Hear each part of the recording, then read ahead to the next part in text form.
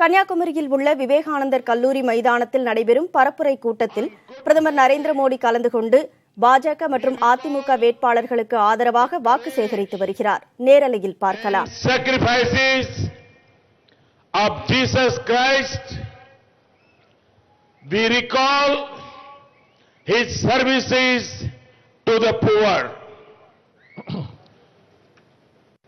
தேசிய ஜனநாயக கூட்டணியின் தலைவர்களே, இங்கே கூடியிருக்கும் காரியகர்த்தாக்களே மற்றும் சகோதர சகோதரிகளே, உங்கள் அனைவருக்கும் வணக்கம்.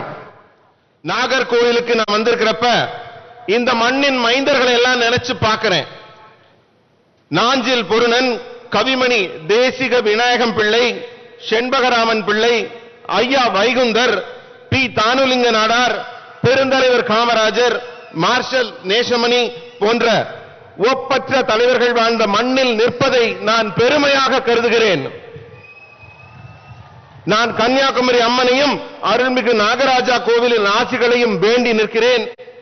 கன்னியாகுமரியின் பிரம்மாண்டமான திருவள்ளுவர் சிலையும் மற்றும் சுவாமி விவேகானந்தரின் நினைவு மண்டபமும் பல இந்தியர்களின் கவனத்தை கவர்ந்துள்ளது.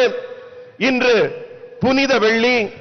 இந்த நேரத்தில் நாம் ஜீசஸ் அவர்களின் தியாகத்தையும் அவர் மக்களுக்காக அவருக்கு ஏற்பட்ட வலிகளையும் இந்த நேரத்திலே நான் நினைவு கூற கடமைப்பட்டுள்ளேன்.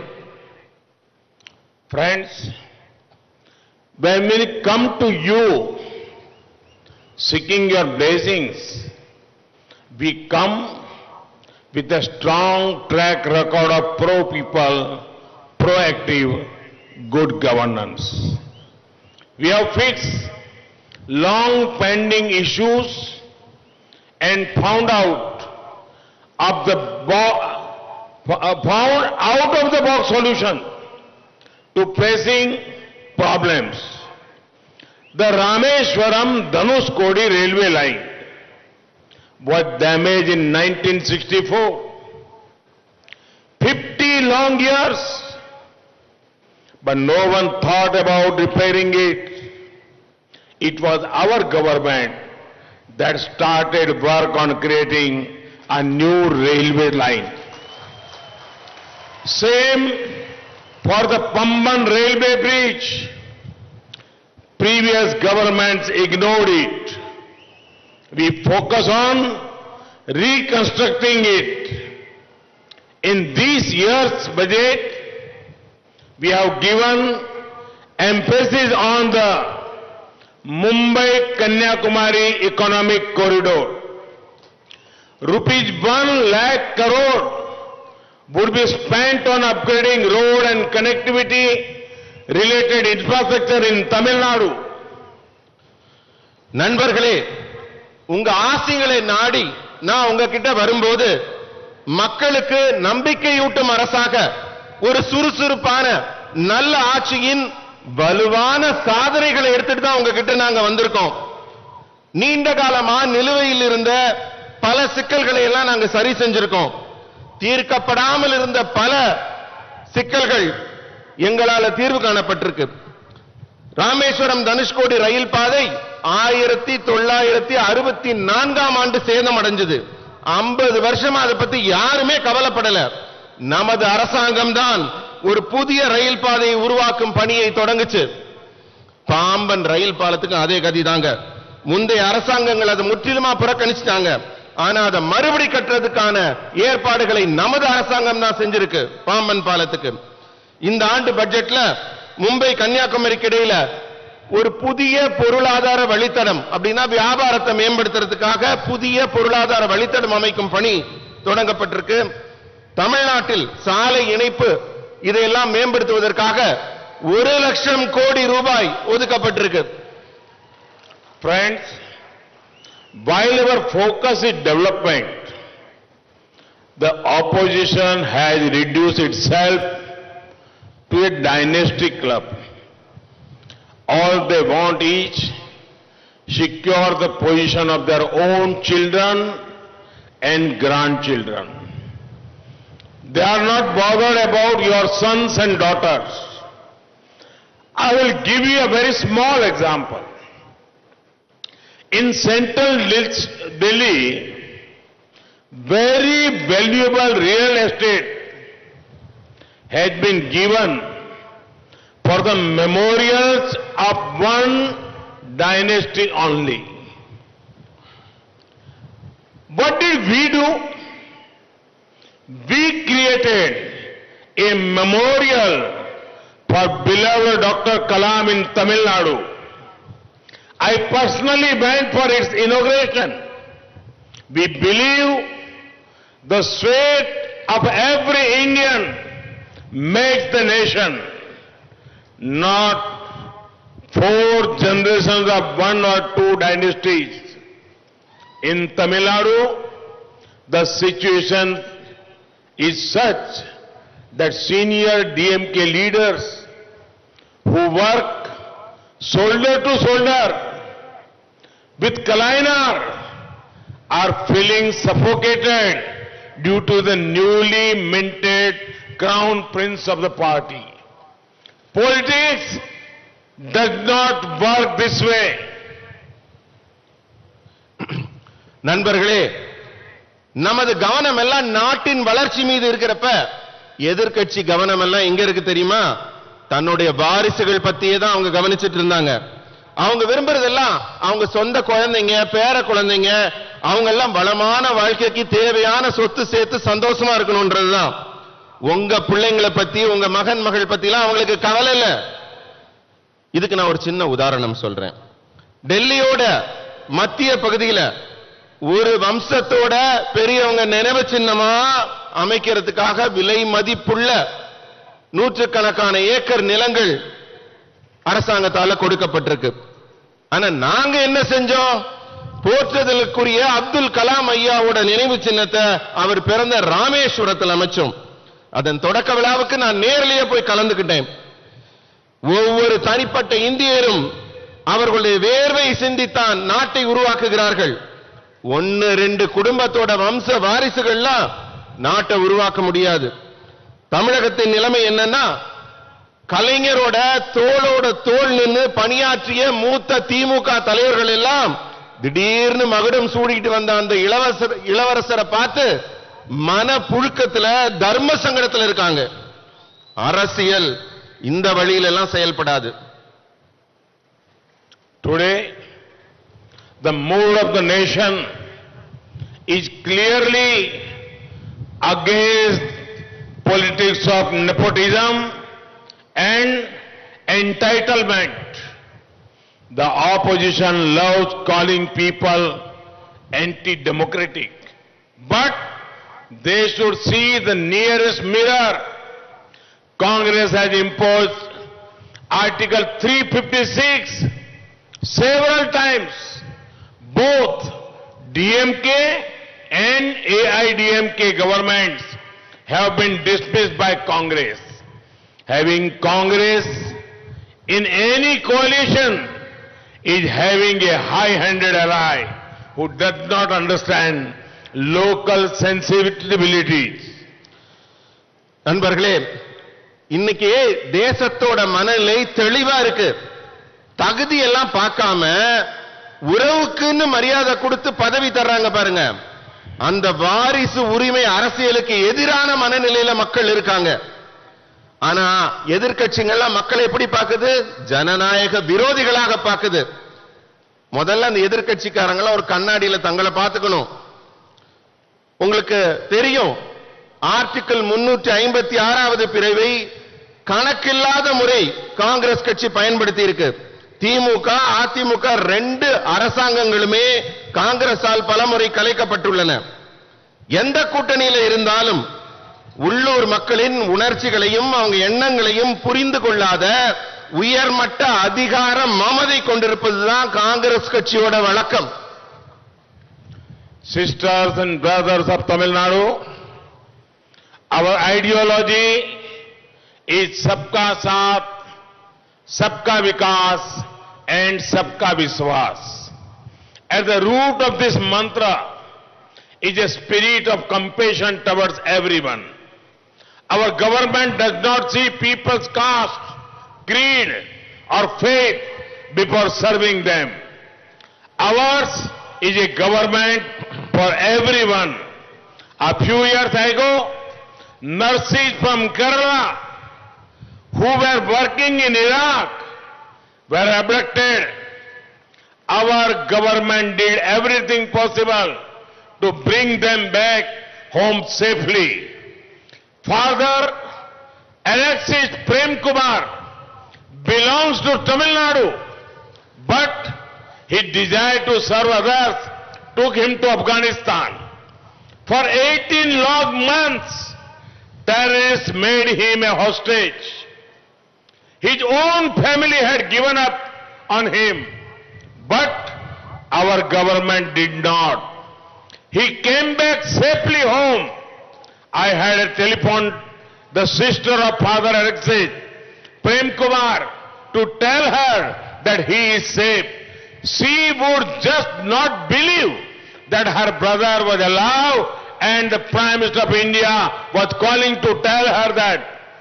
I will always remember our interaction. In the same way, Father Tom returned safe and sound from Yemen. Let those who believe in conflict further it. We believe in compassion, and we will always serve the people with that spirit. தமிழ்நாட்டின் சகோதர சகோதரிகளே, எங்களோட சித்தாந்தம் சப்கே சாத், சப்கே விகாஸ், சப்கா விஸ்வாஸ். அனைவரும் இணைந்து அனைவரின் நம்பிக்கையும் பெற்று அனைவரும் உயர்வோம் என்பதே இந்த தாரக மந்திரத்தின் அடிநாதகமாக எல்லோரிடமும் அன்பு பாராட்டும் உணர்வு இருக்கிறது. மக்களுக்கு சேவை செய்கிறதுக்கு முன்னாடி அவங்க என்ன ஜாதி, என்ன மதம், அவங்க நம்பிக்கை என்ன அப்படின்லாம் நம்ம அரசாங்கம் பார்த்துட்டு இருக்கிறது இல்லைங்க. எல்லாரையும் இந்தியர்களா பார்க்கிறோம். நம்முடைய அரசு அனைவருக்குமான அரசு. சில ஆண்டுகளுக்கு முன்னாடி ஈராக்ல பணியாற்றிட்டு இருந்த நர்ஸ் செவிலியர்கள் அந்த நாட்டு தீவிரவாதிகளால கடத்தப்பட்டாங்க. அவங்கள பாதுகாப்பா வீட்டுக்கு அழைச்சிட்டு வர்றதுக்கான அனைத்து நடவடிக்கைகளையும் நம்ம அரசு எடுத்தது. அதே போல தமிழ்நாட்டை சேர்ந்த அருட்தந்தை அலெக்சிஸ் பிரேம் குமார் அவரு மற்றவங்களுக்கெல்லாம் தொண்டு செய்யணுங்கிற அன்பு உள்ளத்தோட ஆப்கானிஸ்தான் போனாரு. 18 மாதங்களா பயங்கரவாதிகள் அவரை தங்கள் பிடியில பிடிச்சு வச்சிருந்தாங்க, பிணை கைதியாக. அவரோட சொந்த குடும்பத்தினர் கூட அவர் திரும்பி வருவாருங்கிற நம்பிக்கையே இழந்துட்டாங்க. ஆனா அவர் வந்தார், பாதுகாப்பாக வீடு வந்தார். காரணம் நம்முடைய அரசு. அருட்தந்தை அலெக்சிஸ் பிரேம்குமாரின் சகோதரிய நான் தொலைபேசியில தொடர்பு கொண்டு உங்க அண்ணன் பாதுகாப்பா இருக்காருன்னு நான் சொன்னேன். அவர் உயிரோடு இருக்காருன்னு நான் சொன்னதையும் அவங்க நம்பல. இந்த நாட்டோட பிரதமரே போன் பண்ணி தங்கிட்ட பேசுறாருங்கிறதையும் அவங்க நம்பல. அந்த அளவுக்கு அவங்க அதிர்ச்சியில இருந்தாங்க. அந்த உரையாடல்களை என்னால மறக்க முடியல. அதே போல அருட்தந்தை டாம் அவரும் ஏமன்ல சிக்கிக்கிட்டாரு. அவரையும் நம்ம பாதுகாப்பா கூட்டிட்டு வந்தோம். மோதலில் நம்பிக்கை கொண்டவர்கள் தங்கள் மோதலை தொடர்ந்து கொண்டே இருக்கட்டும். நாங்கள் அன்பையும் இரக்கத்தையும் நம்புகிறோம். நாங்க எப்போதும் அந்த பண்போட தான் உங்களுக்கு தொண்டு செய்து கொண்டே இருப்போம். Friends, last year when the COVID-19 global pandemic came, several fellow Indians were stuck abroad. The government of India started the Vande Bharat mission. People stranded in several nations came back home. About 5 lakh sisters and brothers from Tamil Nadu returned. While bringing them back, we never saw what is their caste, what holy book they read, what do they do. They are the people of India and we stand ready to help them. நண்பர்களே, கடந்த ஆண்டு COVID-19 உலகளாவிய தொற்று நோய் வந்துச்சு. பல சக இந்தியர்கள் வெளிநாடுகள்ல சிக்கிக்கிட்டாங்க. அப்பதான் இந்திய அரசு வந்தே பாரத் மிஷனை தொடங்குச்சு. பல நாடுகளில் சிக்கி தவித்த மக்களை எல்லாம் நாங்க பாதுகாப்பா இந்தியாவுக்கு திரும்ப கூட்டிட்டு வந்தோம். தமிழ்நாட்டிலிருந்து சுமார் 5 லட்சம் சகோதர சகோதரிகள் நாடு திரும்பினர். அவர்களை மீட்டு கொண்டு வரும்போது அவங்களோட ஜாதி என்னன்னு நாங்க பார்க்கல, அவங்க என்ன புனித நூல் படிக்கிறாங்கன்னு நாங்க பார்க்கல, அவங்க என்ன செஞ்சிட்டு இருக்காங்கன்னு நாங்க பார்க்கல. அவங்களை எல்லாரையும் இந்தியர்களாக பார்த்தோம். அவங்க எல்லாம் நம் நாட்டு மக்கள். அவர்களுக்கு தொண்டு செய்ய எப்போதும் நாங்கள் தயாராக இருக்கிறோம். Friends, in Kanyakumari today, I want to talk about some aspects of our development vision. They are prosperous farms, bustling factories, vibrant fisheries, and coastal development. We are sensitive to the demands of our farmers. That is why we are modernizing the agriculture sector to ensure more credit and better markets. The MSP for copra during our tenure is higher than what was being given under the UPA. We are helping farmers manage their soil health, guiding them on better irrigation practices and value addition.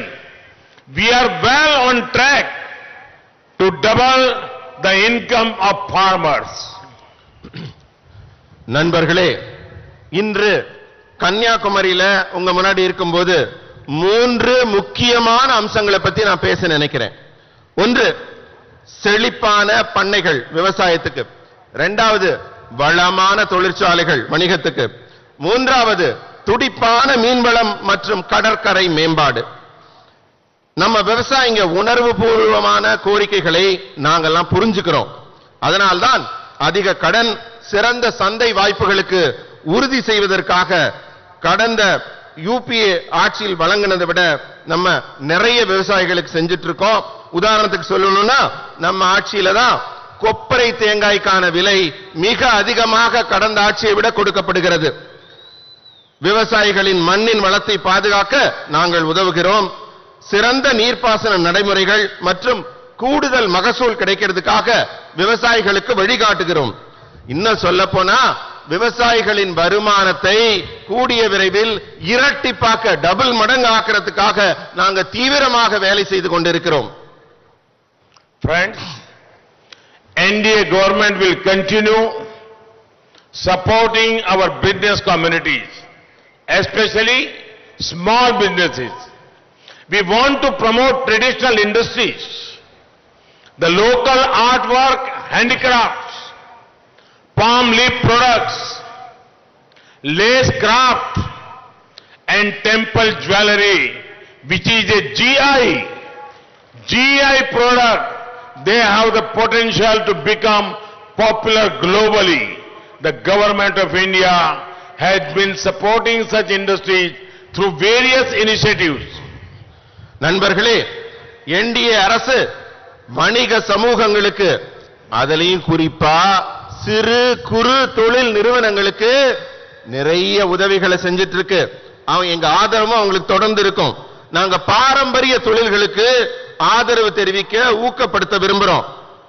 உள்ளூர் கலை படைப்புகள், handicrafts, கைவினை பொருட்கள், நம்ம ஊர்ல பனை ஓலையில செய்யற பொருட்கள், ஜரிகையில செய்யற பொருட்கள், இன்னும் கோவில் நகைகள், டெம்பிள் ஜுவல்லரிங்கிற கோவில் நகைகள், இவையெல்லாம் இந்த நாஞ்சில் மண்ணின் தனித்துவமான தயாரிப்புகளாகும். உலக அளவில் இதெல்லாம் சீக்கிரம் பிரபலம் அடைய போகுது. இந்த தொழில்களுக்கெல்லாம் இந்திய அரசு பல்வேறு முயற்சிகள் மூலம் ஆதரவு அளித்து வருகிறது. Friends, previous governments never saw our coastal region as our strength. NDA government has adopted a comprehensive approach to developing our coast and empowering our fishermen. Our model for coastal development has 3 pillars. First is increasing opportunities through port-led development and modern infrastructure. Capacities in current ports are being increased. New ports are being planned. We are making operations more investor friendly. This would generate more jobs for locals. நண்பர்களே, முந்தைய அரசாங்கங்கள் நம்ம கடலோர பகுதிகளை பத்தி கவலைப்படவே இல்லை. நம்ம கடற்கரைகளை அபிவிருத்தி செய்யறதுக்கும் நம்ம மீனவங்களை மேம்படுத்துறதுக்கும் என்டிஏ அரசு ஒரு விரிவான அணுகுமுறையை தற்போதெல்லாம் பின்பற்றிட்டு வருது. கடலோர மேம்பாட்டுக்காக 3 முக்கியமான அடிப்படை தூண்களை நாங்க கட்டமைக்க போறோம். முதலாவது துறைமுகம் சார்ந்த வளர்ச்சி மற்றும் நவீன உள்கட்டமைப்பு. இதன் மூலம் புதிய வாய்ப்புகளை அதிகரிக்க வேண்டிய பணிகளை நாங்க செய்ய போறோம். ஆகவே தற்போதைய இருக்கும் துறைமுகங்களின் திறன்கள் அதிகப்படுத்தப்பட போகின்றன. புதிய துறைமுகங்களும் கட்டப்பட போகின்றன. நாங்க முதலீட்டாளர்களை யார் யாரெல்லாம் பணம் போட போறாங்களோ அவங்களை ஈர்க்கும் விதமான திட்டங்களை எல்லாம் செயல்படுத்த போறோம். இது உள்ளூர் மக்களுக்கு கூடுதல் வேலை வாய்ப்புகளை கண்டிப்பாக உருவாக்கி தரும். Second, we are encouraging incomes through major push to blue economy. New fishing harbors, fish landing centers are coming up. A fishing harbor will come up in Chennai. Fishermen are getting better boats, navigation material and credit. Seaweed cultivation is being encouraged. The PM Matsya Sampada Yojana had development works worth rupees 20,000 crore. A separate ministry is looking after fishermen issues. DMK supported UPA left the fishermen to their own fate. I assure the fishermen that their safety is NDA's priority. Just a few days ago, we ensured the release of fishermen from Sri Lanka. This includes 40 fishermen and 4 boats from Tamil Nadu. Currently, no Indian fisherman is in Sri Lankan custody. இரண்டாவதா நீல பொருளாதாரத்துக்கு அப்படினா கடல் சார்ந்த பொருளாதாரத்துக்கு பெரும் முக்கியத்துவம் தரதன் மூலம் மீனவர்களின் வருமானத்தை அதிகரிக்க வேண்டிய திட்டங்களை செயல்படுத்துறோம். புதிய மீன்பிடி துறைமுகங்கள் உருவாக்கப்படுகின்றன. அதே மாதிரி மீன் பிடிச்சிட்டு வந்து தரை இறக்கிறதுக்கான மையங்களும் உருவாக்கப்பட்டு வருகின்றன. சென்னையில ஒரு புதிய மீன்பிடி துறைமுகம் உருவாகி வருது. மீனவர்களுக்கு சிறந்த படகுகள், அப்புறம் கடல்ல போறதுக்கு தேவையான பொருட்கள், கடலோடும் பொருட்கள் மற்றும் கடன் வழங்கப்படுது தாராளமாக. கடல் பாசி சாகுபடிங்கிற ஒரு திட்டம் ஊக்குவிக்கப்படுது. பிரதமர் மத்ஸ்ய சம்பதா யோஜனால மீனவர்களுக்காக 20,000 கோடி ரூபாய் ஒதுக்கப்பட்டுள்ளது. வளர்ச்சி பணிகள் இப்போது திட்டமிட்டு செயல்படுத்தப்படுது. மீனவர்களுக்கு என்று ஒரு தனி அமைச்சகம் மீனவர்களின் பிரச்சனையை கவனிச்சு வருது. முந்தைய திமுக யூபிஏ ஆட்சியில மீனவர்களுக்கு ஒண்ணுமே செய்யல. அதை விட உங்க தலைவிதிப்படி போங்கன்னு அவங்களை எல்லாம் கை கழுவி விட்டுட்டாங்க. மீனவர்களின் பாதுகாப்பு தான் நம் என்டிஏ தேசிய ஜனநாயக கூட்டணி அரசின் முன்னுரிமை என்று நான் உங்களுக்கு சொல்லிக்கிறேன். சில நாட்களுக்கு முன்பு இலங்கையிலிருந்து மீனவர்களை நாம் விடுவிச்சு அழைச்சிட்டு வந்தோம். 40 மீனவர்களையும் 4 படகுகளையும் நாம் மீட்டு கொண்டு வந்திருக்கிறோம். இன்றைய தேதியில இலங்கையில எந்த இந்திய மீனவரோ இந்திய படகோ அங்க காவல்ல இல்லை. Third pillar is increasing connectivity through better roads and inland waterways. Very often, connectivity from ports was an obstacle to economic growth for fishermen. We are solving this problem by connecting our ports to the hinterlands and expanding waterway networks. This would boost ease of living. Recently, the cabinet approved a PLI scheme in food processing. Fishermen and fisheries will gain from these schemes. மூன்றாவது தூணாக நான் உங்களுக்கெல்லாம் சொல்ல நினைக்கிறது, என்னதான் மீனவர்கள் மீன் பிடிச்சிட்டு வந்தாலும் அதை கொண்டு போய் விக்கிறதுக்கு நிறைய தடைகள், நிறைய சிக்கல்கள். முக்கியமா சிறந்த சாலைகளும் உள்நாட்டு நீர்வழி போக்குவரத்தும் வணிக சந்தைகளுக்கு அவர்களை அணுக முடியாமல் தடையா இருந்தது. அது மாதிரி இருக்கிற தடைகளை நீக்கிறதுக்கு புதிய சிறந்த சாலைகள், உள்நாட்டு நீர்வழிகள், இதெல்லாம் எங்கெங்க சாத்தியமோ அதெல்லாம் அங்கெல்லாம் அமைக்கப்படும். சவாலான பகுதிகளையும் எளிதில் செல்ல ஏதுவாக புதிய பாதைகளும் நீர்வழிகளும் அமைக்கப்பட்ட பிறகு மீனவர்களின் வாழ்க்கை முறை எளிதாகவும் வளமாகவும் இருக்கும். இப்ப சமீபத்தில் PLI ஸ்கீம், ஃபுட் ப்ராசஸிங்காக, உணவு பதப்படுத்தும் முறைக்காக ஒரு புதிய திட்டங்களை மீனவர்களுக்கும் மீன்பிடி தொழிலுக்கும் உதவி செய்வதற்காக உருவாக்கப்பட்டிருக்கு. இது அவங்களுக்கு மிகப்பெரிய ஆதரவாக இந்த புதிய உணவு பதப்படுத்தும் திட்டம் அமையும். இது இந்த மூன்றாவது தூண். Friends, I would like to thank you for coming in today's meeting in such a large numbers. Please bless us on the sick. Please also bless my colleague Thiru Pon Radhakishan ji in the Lok Sabha by-elections. I have worked with him for a long time. In Parliament, he will be an effective voice for your interests. Thank you very much. Vanakkam. நண்பர்களே, இந்த கூட்டத்துக்கு இவ்வளவு திரளாக வந்திருக்கும் உங்கள் அனைவரையும் பார்த்து நான் மிகுந்த மகிழ்ச்சி அடைகிறேன். உங்க எல்லாருக்கும் என்னோட நெஞ்சார்ந்த நன்றிகள். தயவு செஞ்சு வர்ற 6ஆம் தேதி எங்களை எல்லாம் ஆசீர்வாதம் பண்ணுங்க. என் தோழர் திரு பொன் ராதாகிருஷ்ணன் ஜி அவர்கள் மக்களவை இடைத்தேர்தலில் போட்டியிடுறார், அவரையும் ஆசீர்வாதம் பண்ணுங்க. அவருடன் நான் நீண்ட காலம் பணியாற்றி இருக்கேன். பாராளுமன்றத்தில் உங்களுக்கான குரலாக அவர் உரத்து ஒலித்துக் கொண்டிருப்பார் என்று நான் உறுதி கூறுகிறேன். அனைவருக்கும் நன்றி, வணக்கம். भारत माता की जय, भारत माता की जय, भारत माता की जय. वणक्कम.